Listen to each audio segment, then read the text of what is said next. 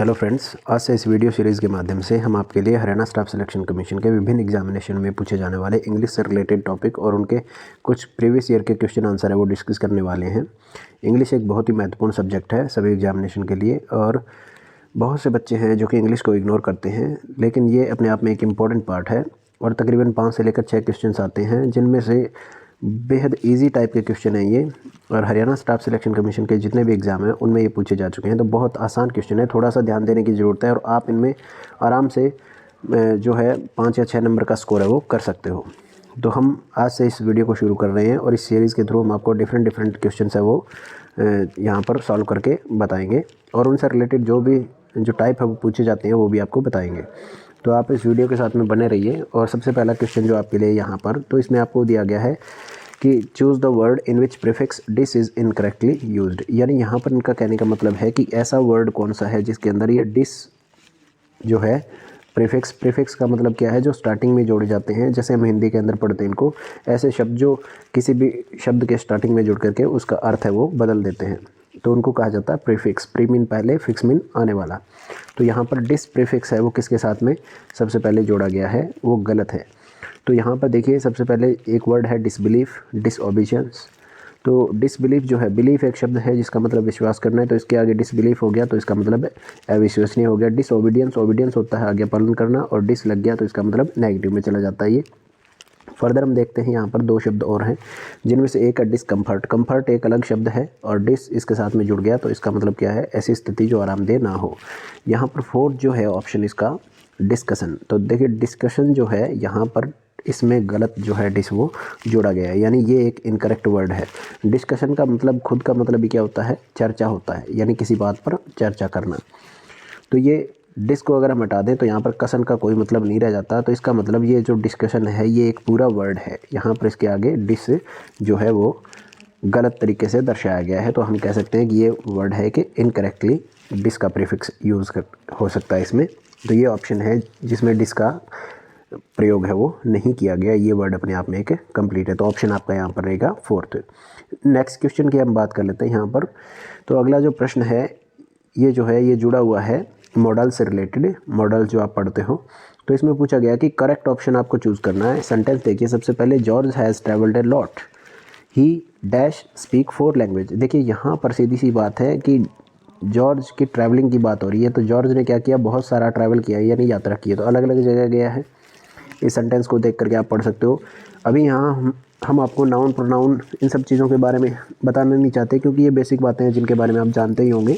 कोई अगर मुश्किल बात आएगी तो वो आपको बता देंगे। तो यहाँ पर देखिए George has travelled a lot, तो सीधी सी बात है उसने ट्रैवल किया है लॉट। तो यहाँ पर मॉडल्स दे रखे हैं 4 अलग अलग, उनमें से हम डिस्कस कर लेते हैं कि कौन सा आएगा। ही डैश स्पीक 4 लैंग्वेज, यानी वो 4 लैंग्वेज के बारे में जानता है या उसको 4 लैंग्वेज है बोलनी आती है। तो बोलनी आती है तो इसका मतलब क्या है कि उसकी कैपेसिटी है। और यहाँ पर जो 4 ऑप्शन दे रखे हैं यहाँ पर आप देख सकते हो, पहला है मे, दूसरा कैन, तीसरा नीड और चौथा मस्ट नॉट। तो यहाँ पर कैपेसिटी वाला वर्ड सिर्फ और सिर्फ एक है जो दिखाता है कैन।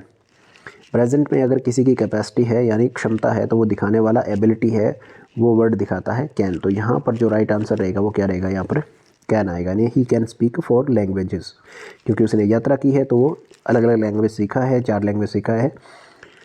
तो यहाँ पर कैन इसका राइट आंसर रहेगा। फर्दर हम नेक्स्ट बात कर लेते हैं। नेक्स्ट क्वेश्चन जो है यहाँ पर, choose the correct option for the blank. यहाँ पर आपको आर्टिकल फिलअप करना है, तो इसके बारे में आपको बता देता हूँ क्लियरली। सेंटेंस देखिए, he found her blue Ford escort in the car park. यानी फाउंड का मतलब पाना, हर ब्लू फोर्ड एस्कॉर्ट, उसने क्या पाया कि जो ब्लू फोर्ड एस्कॉर्ट जो गाड़ी है वो कहाँ पर थी, in the car park, car park में थी। यहाँ पर आपको डैश दे दिया, यानी आपको फिल करना है इन 4 जो ऑप्शन है इनमें से। Vehicle was locked and the lights were of. तो यहाँ पर देखिए सीधी सी बात है, अगर ऐसा कोई भी सेंटेंस आता है तो जिसके अंदर इस तरह से दिया हुआ हो, पहले किसी चीज़ का इंट्रोडक्शन दे रखा है पहले सेंटेंस में और दूसरे पार्ट में कोई आर्टिकल फिल करना है, तो इसका मतलब जो दूसरे में बात हो रही है वो बात उसी चीज़ की हो रही है जो पहले बताई जा चुकी है। तो ये व्हीकल कौन सा है, ये व्हीकल वही है जो उसने देखा, कौन सा, ब्लू फोर्ड एस्कॉर्ट, कहाँ पर थी, कार पार्किंग में। तो जब ऐसी बात होती है, जब डेफिनेट बात होती है, तो यहाँ पर सीधी सी बात है कि इसका इंट्रोडक्शन पहले करवाया जा चुका है, तो ए और एन जो होते हैं ये इंडेफिनिट आर्टिकल है, तो ये तो यहाँ पर आने वाले नहीं हैं। ज़ीरो आर्टिकल ये ऑप्शन भी यहाँ पर हम नेगलेक्ट करते हैं, तो यहाँ पर एक जो है द का ऑप्शन बचता है। द का ऑप्शन बचता है तो द आएगा यहाँ पर, क्योंकि द एक डेफिनेट आर्टिकल है और ये द आने के बाद में जो व्हीकल है इसके बारे में जो बताया जा चुका है पहले ही सेंटेंस के अंदर। तो ऐसी कोई भी चीज़, कोई भी वस्तु, कोई भी व्यक्ति जिसके बारे में सेंटेंस में पहले मेंशन हो यानी बताया जा चुका हो, तो बाद में अगर उसके बारे में कोई जिक्र आए तो वहाँ पर डेफिनेट आर्टिकल द ही आता है, आपको ध्यान में रखना है। तो जैसे एक कॉमन सा एग्जांपल मैं आपको बता देता हूँ कि पहले हम पढ़ते थे, उसमें ये लिखा होता था once there was a king. उसके बाद में नेक्स्ट सेंटेंस स्टार्ट होता था तो उसमें ये लिखा जाता था the king was very powerful. तो ये जो सेंटेंस है यहाँ पर किंग से पहले जो द लगा है, इसका मतलब क्या है, इस किंग के बारे में पहले ही बताया जा चुका है, इंट्रोडक्शन इसका दिया जा चुका है। तो इसलिए यहाँ पर डेफिनेट आर्टिकल है वो द आया है, जैसा कि इस व्हीकल के केस में है, क्योंकि वो व्हीकल था वो क्या था, ब्लू फोर्ड एस्कॉर्ट, जिसके बारे में पहले बताया जा चुका है सेंटेंस में। तो नेक्स्ट सेंटेंस की तरफ हम चलते हैं। आइए नेक्स्ट जो है यहाँ पर आप सेंटेंस देखिए, ये है दे रेस्टेड व्हेन इवनिंग केम। इसमें आपको बताना कि ये जो अंडरलाइन शब्द हैं ये क्या हैं, अंडरलाइन किए हुए शब्द ये क्या हैं। तो यहाँ पर 4 ऑप्शन दे रखे हैं, adjective clause, noun clause, adverb clause, conjunction clause. देखिए क्लॉज का मतलब क्या है, ये सेंटेंस का एक पार्ट है और हम कह सकते हैं इनकम्प्लीट सेंटेंस है।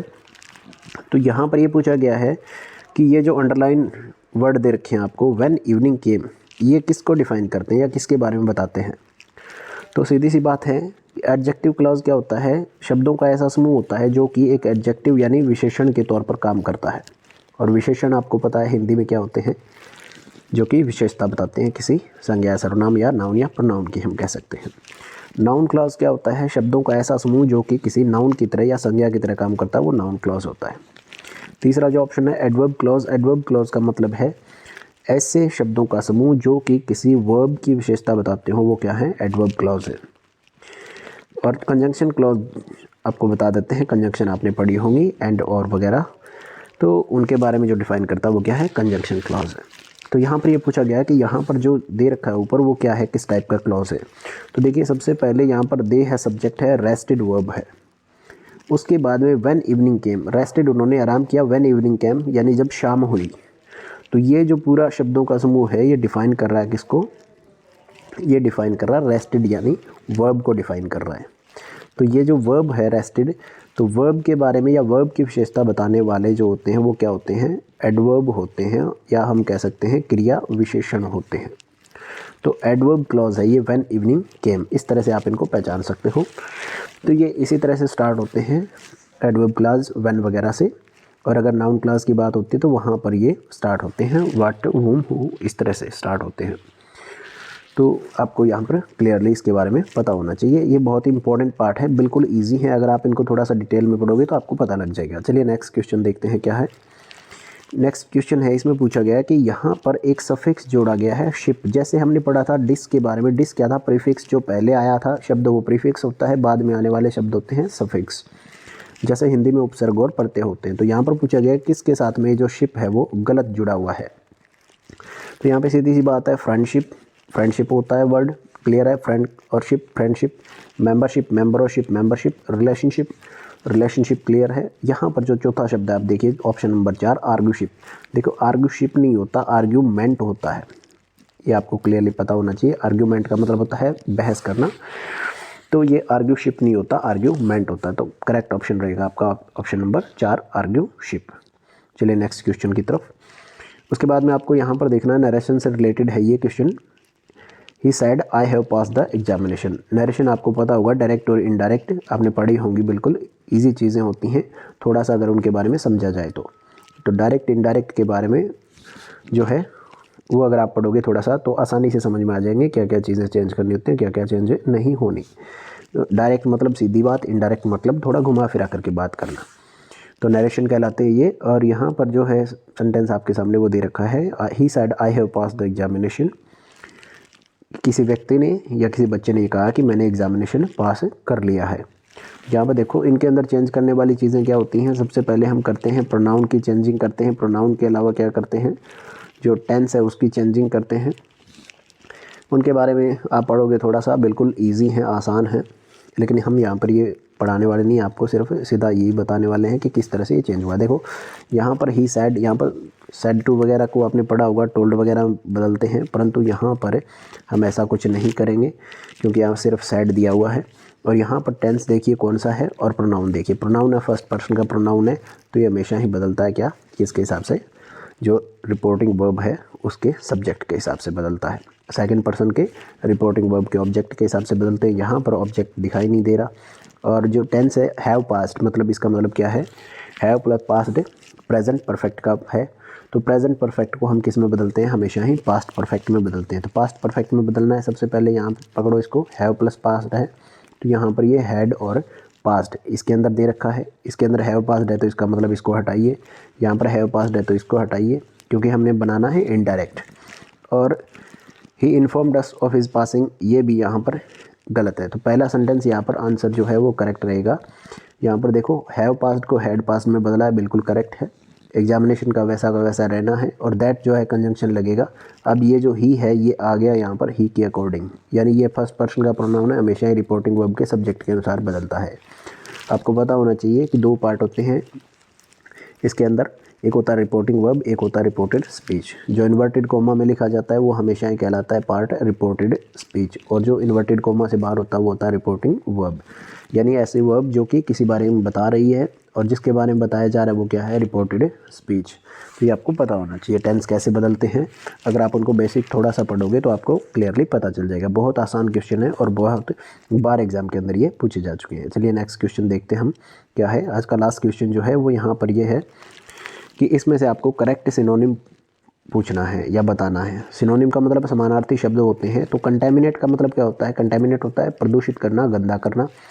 तो यहाँ पर 4 शब्द दे रखे हैं आपको, वैलिड, डिटैच, रिहैबिलिटेट और डिफाइल। तो यहाँ पर 4 ऑप्शन में से चूज़ करना है। सबसे पहले आपको बता दूँ, कंटेमिनेट का मतलब प्रदूषित या गंदा करना होता है, तो वैलिड का मतलब होता है वैध, डिटैच का मतलब होता है तोड़ना, रिहैबिलिटेट का मतलब होता है पुनर्स्थापित करना या दोबारा से उसको स्थापित करना किसी चीज़ को, या सुधार करना किसी में। अब चौथा शब्द जो बच गया ऑप्शन नंबर 1 वो करेक्ट है। यहाँ पर डिफाइल का मतलब क्या होता है, कंटेमिनेट ही होता है, गंदा करना होता है। तो आपको ये सिनोनिम एंटोनिम है, इस पर भी थोड़ा ध्यान देना चाहिए, क्योंकि बहुत से सिनोनिम एंटोनिम है वो पूछे जाते हैं एग्जाम के अंदर। इसके बारे में जितना ज़्यादा पढ़ोगे उतना ही आपके लिए कम रहेगा। बाकी चीज़ें जो हैं HSSC के एग्ज़ाम में पूछी जाती हैं, टेंस से रिलेटेड पूछी जाती हैं, नरेशन से रिलेटेड एक क्वेश्चन जरूर आता है, वॉइस से रिलेटेड क्वेश्चन वो आता है, और इडियम फ्रेजेस वगैरह आते रहते हैं। तो आई होप कि ये चीज़ें आपके समझ में आई होंगी, और इनसे रिलेटेड हम आपको और भी ज़्यादा इंपॉर्टेंट जो है क्वेश्चन वो करवाएंगे, क्योंकि ये सभी क्वेश्चन जो है प्रीवियस एग्ज़ाम के अंदर पूछे जा चुके हैं। अगर आपको इनमें से कोई भी डाउट हो किसी भी प्रकार का, तो आप हमारे साथ में शेयर कर सकते हो। और फर्दर जो वीडियो है हम आपके लिए लेकर के आएंगे, और भी क्वेश्चंस हैं जो इस प्रकार डिस्कशन करेंगे उनका, ताकि आने वाले कॉमन एलिजिबिलिटी टेस्ट के अंदर आपकी हेल्प हो सके। अगर आपको वीडियो अच्छा लगे तो शेयर ज़रूर कीजिएगा। मिलते हैं नेक्स्ट वीडियो में, तब तक के लिए थैंक यू, जय हिंद।